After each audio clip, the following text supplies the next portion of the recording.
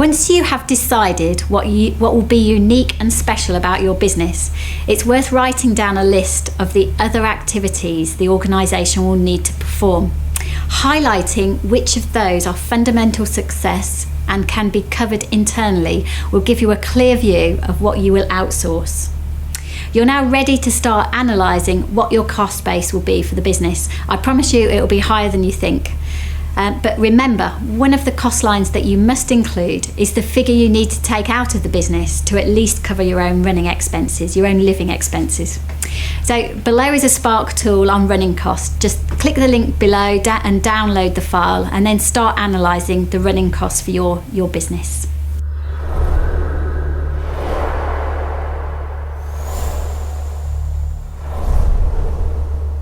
First of all, sales are very important, is knowing that you have a budget, you build your cost base around what you think you can sell, and achieving the sales line is obviously very, very important. There's a saying that says sales are vanity and profit is sanity, but more important, in fact, is cash. I've seen so many people go bust when they're making a profit because they run out of cash. It can be carelessness, it can be not keeping your eye on the bank. It can be the fact that you're very profitable, but all of a sudden you lose a big contract. The important thing is to look after your cash, not to speculate too much over your cash, not to become a bank for your customers and leave your debtors. It's also important on the supplier side to be disciplined. If you can effectively aid your cash situation by having good longish terms with your suppliers, it's important also that you pay them on time. And negotiating longer payment terms is acceptable, but you have to be reliable, and they have to be able to trust you. It's not the not getting, it's the not knowing that's often the problem.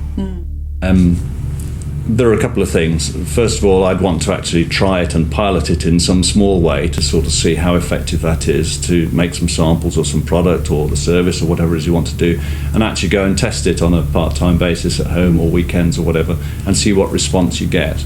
Because you've got to build a sustainable business model, and you've got to see actually whether people do like it.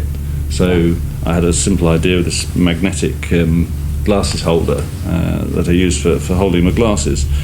But actually making some models and getting people to try them and seeing whether they kept using them after a while or whether they threw them away was what we needed to do. So it's trying something on a small scale to sort of see how it would work, and then looking and seeing if you can turn that into a sustainable business model, something more substantial where you start to employ people or involve people or costs or yourself and your own time and effort. On a bigger basis, and you've got to sit down and analyse if that's going to work, and that's sitting out, crunching some numbers, working out the costs and seeing is it profitable. At the end of the day, if we've got a service or a product we can deliver, we've got a consistent people who are going to want it. The question is, can we do it profitably? Can we make it and sell it with a profit, and can we continue doing that? And if we can, then we've got the bones of a successful business.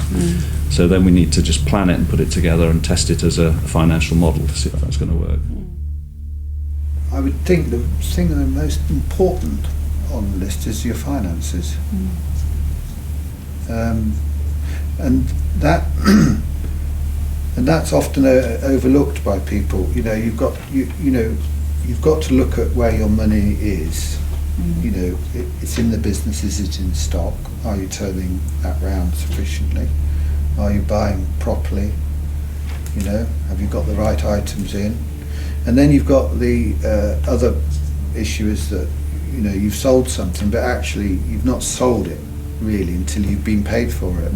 So you've then got this other problem of once somebody's got whatever you're selling, is getting money from them for it, and that can take up a huge amount of time. When some businesses, or a lot of businesses, have people they're actually employing to do nothing else but getting the money off people that's owed. Yes, and the numbers are crucial. We've got to get used to numbers and looking at numbers and counting numbers, because at the end of the day, you can have a wonderful idea, but if you don't regard the numbers, it all goes wrong.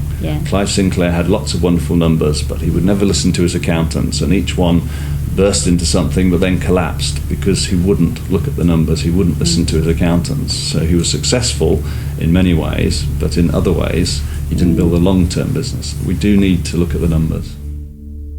Second thing is your sales. You know, check that the sales are on target. And then the third thing, probably your margin.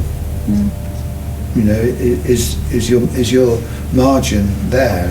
Are you making sure that your actual cost of sales is correct to your plan? Because often expenses and overheads can run away. And you think you're doing really well, but all you're doing is the more and more turnover you do, the more and more you're stacking up the costs of it. So, you know, they're the critical things. So you know what resources you need, you have an indication of your cost base, and you will now know how much you need to sell. Our next video focuses on how to secure the business financially at the earliest opportunity. So until we see you again, just put together your one-page outsourcing strategy and play with our running cost assessment tool, and we'll see you in a few days.